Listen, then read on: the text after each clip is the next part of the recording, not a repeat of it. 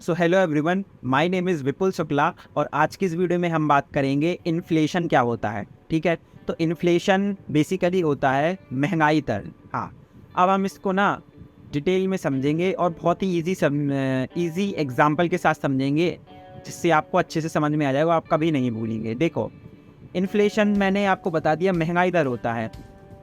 अब समझते हैं कि महंगाई दर कैसे आता है कंट्रीज़ में, कैसे कंट्रीज़ इससे बच सकती है। फॉर एन एग्ज़ाम्पल 2016 में या 2010 में आप समझिए, जब 2010 में आप थे तो आप कोई भी चीज़ खरीदते थे तो समझो वो कितने की खरीदते थे। 1 किलो चीनी आप 30 रुपये की खरीदते थे 2010 में, और आज के टाइम में आप वही चीनी खरीदते हैं, ठीक है, तो कितने की आ रही है? वो 40 रुपये की आ रही है, यानी 10 रुपये उसमें उस शुगर के प्राइस जो है वो बढ़ गए हैं। तो इसी चीज़ को हम बोलते हैं इन्फ्लेशन। के प्रोडक्ट तो वही है, प्रोडक्ट मिल भी उतना रहा है, बट उस प्रोडक्ट के प्राइस बढ़ गए हैं, तो दैट इज़ कॉल्ड इन्फ्लेशन। ठीक है, आप जब बचपन में कोचिंग पढ़ते थे, ठीक है, तो आप 400 रुपये या 500 रुपये महीना देते थे। आज के टाइम पे अगर आप कोचिंग पढ़ते हैं तो आपको 1000 रुपये 2000 देने पड़ते हैं। तो चीज़ वही है, पढ़ा भी वही टीचर रहा है, लेकिन प्राइस बढ़ गए हैं, तो that is called the inflation. ठीक है, अब बात आती है कि भाई ये इन्फ्लेशन आ कैसे जाता है, महंगाई दर बढ़ कैसे जाती है। तो वो सिंपल है, डिमांड और सप्लाई का गेम होता है। जब भी किसी भी चीज़ की डिमांड ज़्यादा होगी उसके प्राइस बढ़ेंगे।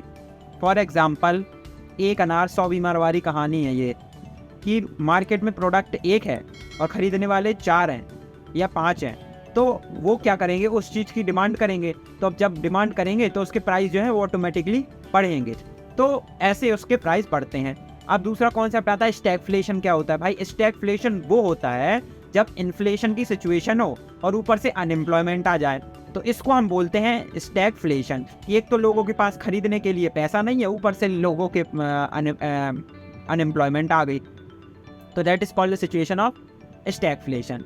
अब बात आती है कि भाई ये इन्फ्लेशन कैसे गवर्नमेंट कंट्रोल कर सकती है, इसको रास्ते पे कैसे ला सकती है। तो इन्फ्लेशन को कंट्रोल करने के लिए गवर्नमेंट अपने इंटरेस्ट रेट जो है वो बढ़ाती है। हाँ, इंटरेस्ट रेट बढ़ाने से होगा क्या भाई? इंटरेस्ट रेट बढ़ाने से ये होगा कि जब लोगों के पास पैसा ही नहीं होगा तो भाई वो स्पेंड कैसे करेंगे?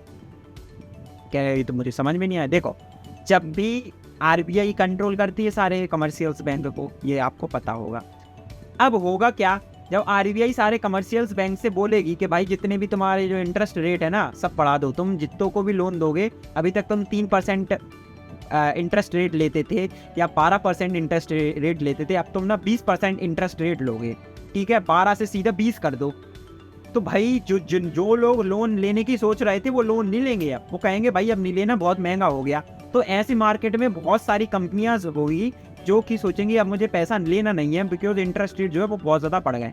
अब जब कंपनी के पास पैसा ही नहीं होगा बिजनेस करने के लिए, तो वो क्या करेंगी, अपने एम्प्लॉयज़ को है वो निकालेंगी, अपने एम्प्लॉयज़ को निकालेंगी, प्रोडक्ट वो कम बनाएंगी। तो इससे होगा क्या, जब लोगों के पास ऐसा ही नहीं होगा तो भाई वो खरीदेंगे क्या, और जब खरीदेंगे नहीं तो वो इस चीज़ की क्या है, सप्लाई भलानी बराबर हो, लेकिन खरीदने वाले 4 से 2 हो जाएंगे तो प्राइस गिरेगा ना। तो दैट सिचुएशन इन्फ्लेशन, इस सिचुएशन से बचने के लिए सीधा हिसाब ये है कि इन्फ्लेशन जो है वो बचाने के लिए आपको इंटरेस्ट रेट बढ़ाने पड़ते हैं। इससे हम अपने इन्फ्लेशन को क्या है, कंट्रोल कर लेंगे।